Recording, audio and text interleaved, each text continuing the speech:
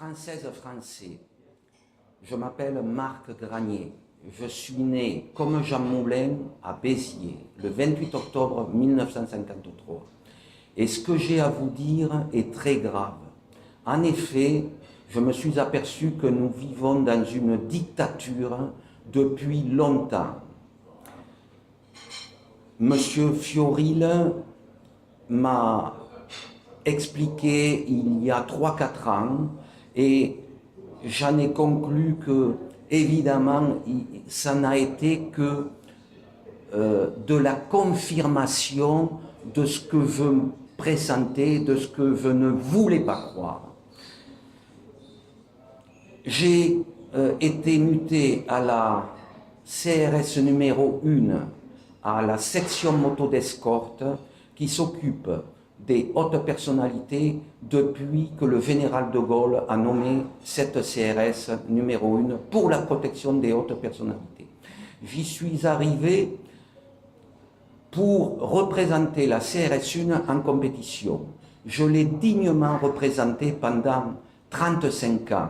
J'ai eu des tas d'articles et de photos et j'ai toujours mis en avant ma fierté d'être CRS. Et le 11 avril 2006, alors que nous étions en entraînement de tir à moto au fort de Montlignon, j'ai gravement été blessé par balle. La balle est rentrée dans mon dos et est ressortie au nombril. Elle est passée sous le gilet pare-balles et j'ai ramené la moto, il me restait une 50aine de mètres à faire. On m'a descendu de la moto, on m'a déshabillé, la balle était posée sur le nombril. À ce moment-là,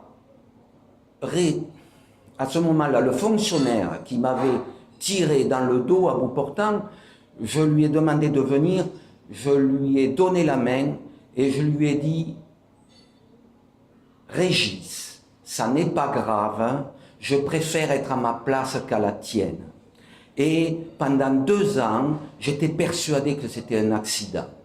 Et puis, le comportement de Régis m'a paru bizarre. Non seulement il ne m'a plus jamais reparlé de cet accident, mais je me suis aperçu, sans qu'il me le dise, qu'il ne pouvait pas me saquer. Et là, j'ai mené mon enquête. Et vite fait, je me suis aperçu que cela avait été commandité. N'hésitez pas à parler aussi de ce que vous aviez découvert de ces détournements de fonds. Alors, sur le moment, je me suis... quand j'ai découvert que ça avait été commandité, j'ai mis quelque temps à être sûr, j'en ai parlé avec des amis de confiance et j'étais persuadé que, je suis persuadé que ça a été commandité par monsieur Claude Guéant, qui était à l'époque directeur du ministre de l'Intérieur, monsieur Sarkozy. Ils avaient comploté ça parce que j'étais un sous-brigadier, c'est-à-dire le brigadier c'est déjà une merde. Alors j'étais déjà moi une sous-merde. Alors une sous-merde, on n'hésite pas à éliminer une sous-merde qui fait chier. Seulement mon combat, je l'ai fait et je ne baisserai jamais les bras parce que je veux que les Français sachent que M. Robert Moulin, ministre du Travail, a été assassiné, que M. le Premier ministre Bérégovoy a été assassiné, que M. Coluche a été assassiné. Des gens comme Coluche, on lui avait proposé la Légion d'honneur et par derrière on l'assassine. Comment pouvez-vous supporter de telles injustices? Alors on m'a dit, mes camarades de travail m'ont dit, « Oh mais Marc, oublie tout ça, prends ta retraite, et puis pars à l'étranger. » Et je leur ai dit non, je suis un ancien béret rouge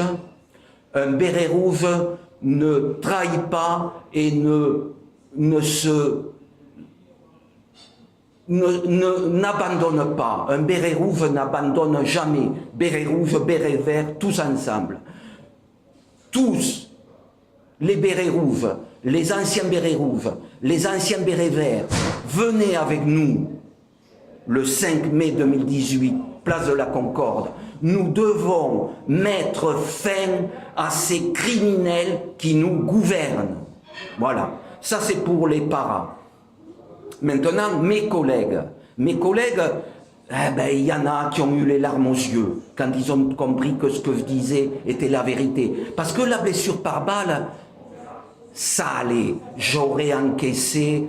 Si, à ce moment-là, on m'avait dit, écoutez, monsieur Granier, on a fait une connerie, mais voilà, est-ce que... Eh bien non, ils sont allés plus loin. Et ils sont allés à un endroit où je ne pardonnerai jamais, c'est impardonnable. Ils ont comploté pour, à 3 reprises, me mettre une balle dans la tête et dire que c'était un suicide. Ah ben bien sûr, le policier, il a son arme individuelle, hein, et puis c'est facile, c'est facile. Il y en a beaucoup qui ont été éliminés comme ça. Énormément. Je connais mon ami Xavier Merlin, qui travaillait à la direction zonale. Eh bien, ça a été mon premier confident. Ça a été le seul à la CRS 1 à m'encourager. Il m'a dit, Marc, n'abandonne pas, ce sont des fumiers. Eh bien, il l'a payé très cher. J'espère que c'est pas de ma faute si il a été tué, parce qu'il a été tué le lendemain de l'attentat du Bataclan. Et c'était quelqu'un qui connaissait énormément de choses. Je vais vous dire ce qu'il m'avait dit lorsque j'étais en interrogation sur l'affaire Mera. Je vais vous dire, et je vais vous dire que je pense que c'est pour ça qu'il a été tué. Eh bien, sur l'affaire Mera, il faut savoir que Mera, les Américains l'avaient intercepté dans les pays où ils s'entraînent pour le djihad. Et les Américains ont dit à la France, nous tenons un djihadiste français qui s'est entraîné dans les camps et qui rentre en France. Que faisons-nous?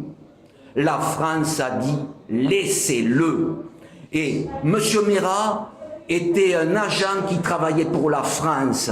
Seulement, cet agent-là, ils l'ont assassiné. Ils l'ont assassiné. Alors après, on invente tout ce que... Et alors, tout le monde descend, tous les partis politiques descendent à Carcassonne. J'y étais. J'assurais la protection de monsieur le Premier ministre, monsieur François Fillon, qui est un homme remarquable. Voilà. Alors, les hommes remarquables, on les dézingue.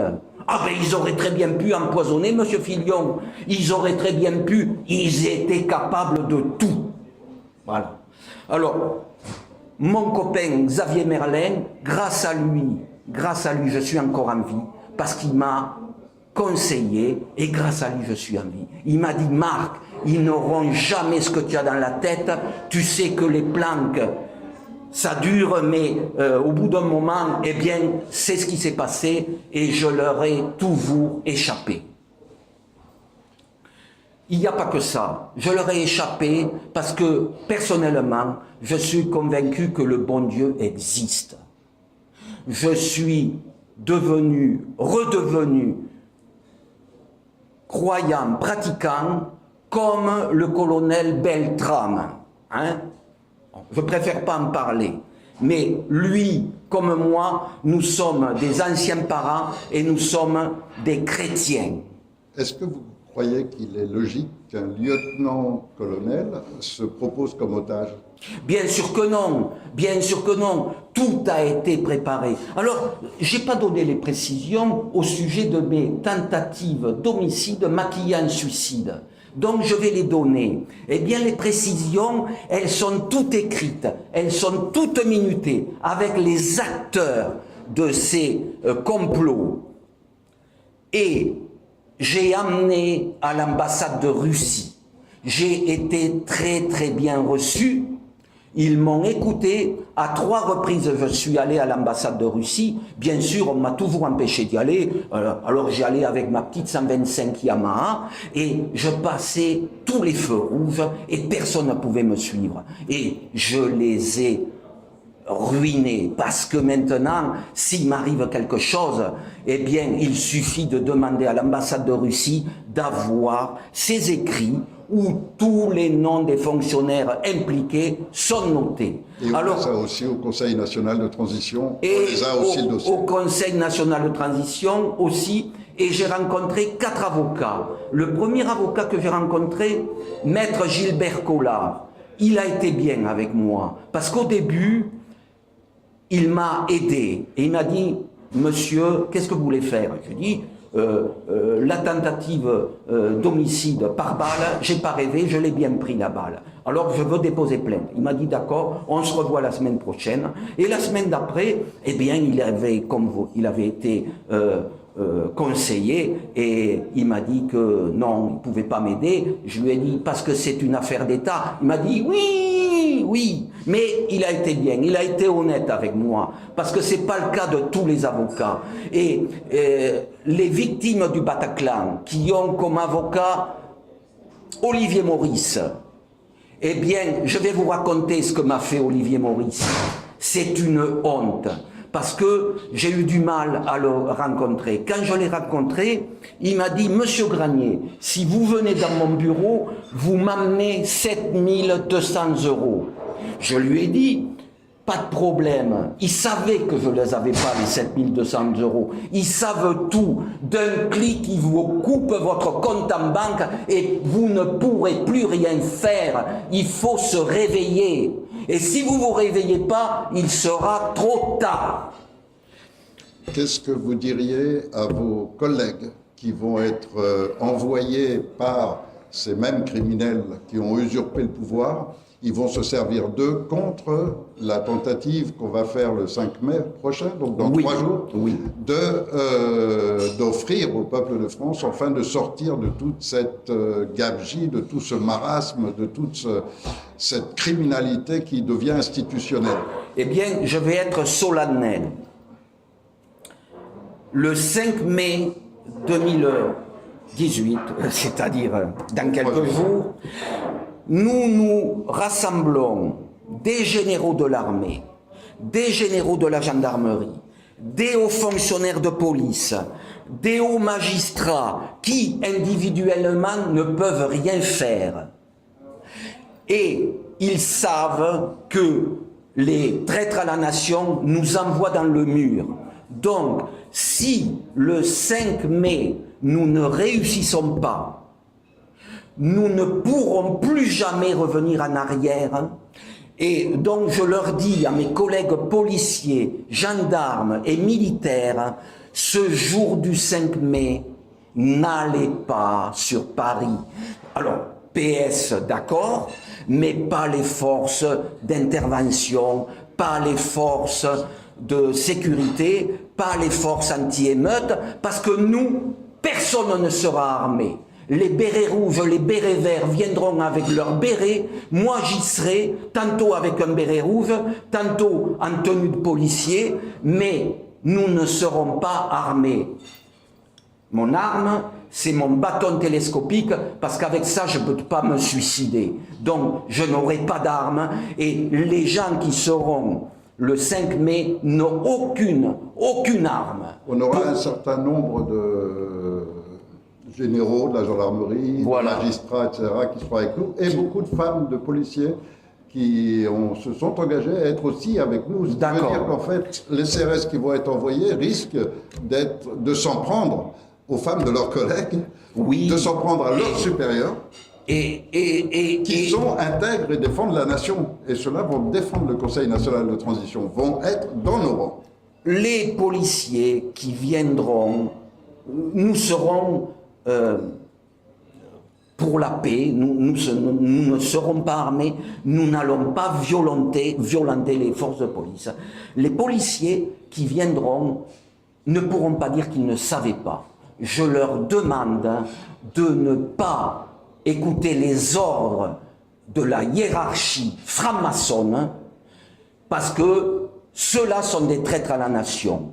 Et ceux qui vous obligeront à y aller, je vous le garantis, vous n'aurez pas d'excuses. Si vous y êtes, c'est que vous aurez voulu, parce que je vous ai prévenu. Moi, je suis qu'un petit trou du cul, mais vous ne pourrez pas dire que vous ne saviez pas. Merci, Marc. Une dernière chose, je lance un appel à l'ancien Premier ministre, M. François Fillon. Je lance un appel à l'ancienne garde des Sceaux, Rachida Dati. Et je lance un appel à Marion Maréchal Le Pen, que j'ai rencontré à l'Assemblée nationale, pour qu'il fasse un communiqué de presse pour faire savoir au monde entier que le Conseil national de transition existe. Je vous demande du courage, il faut du courage, mais faites-le. Et si vous ne le faites pas, vous ne pourrez pas dire que vous ne saviez pas. Je sais que vous êtes comme moi, que vous êtes chrétien, je le sais. Parce que je me renseigne et je sais. Alors, sauvez la France, et pour sauver la France, bien sûr que vous n'allez pas venir avec nous, mais informez la presse que ça existe, afin que la presse soit obligée d'informer les Français. Parce que, pour vous dire, j'ai amené à Motojournal, j'ai amené à Motorevue, j'ai amené au Progrès, à Lyon, qui m'avait sorti un article remarquable en 82 à la suite de ma victoire aux 24 heures de Barcelone, comptant pour le championnat du monde d'endurance. Il m'avait fait une pleine page, il m'avait mis en première page. J'étais un policier motocycliste qui brillait en compétition, mais à l'époque, les motocyclistes policiers, on ne leur jetait pas des pierres dessus. Et pourquoi on leur jette des pierres dessus? Parce que Sarkozy a fait la sanction automatique et c'est inadmissible. Un policier, il est seul juge. Et donc, je vous dis, tous les Français qui m'écoutaient, la sécurité routière sera faite par des anciens motards de la police nationale, des anciens motards de la gendarmerie nationale, et ça va changer, ça va être fini ces conneries de 51 à l'heure et bing, et on vous prend, et on vous prend, et on vous prend. Vous en avez jamais assez qu'on vous prenne de partout. C'est bon, réveillez-vous, venez avec nous. Voilà. Merci, monsieur Granier. Vous êtes un homme d'honneur et c'est admirable. Et s'il y a beaucoup de gens comme vous, je crois que rien n'empêchera le peuple de reprendre ses pouvoirs. Parce que nous sommes dans le droit. Merci à vous, parce que grâce à vous, nous allons gagner. On va y arriver. Merci, monsieur Fleury. Merci.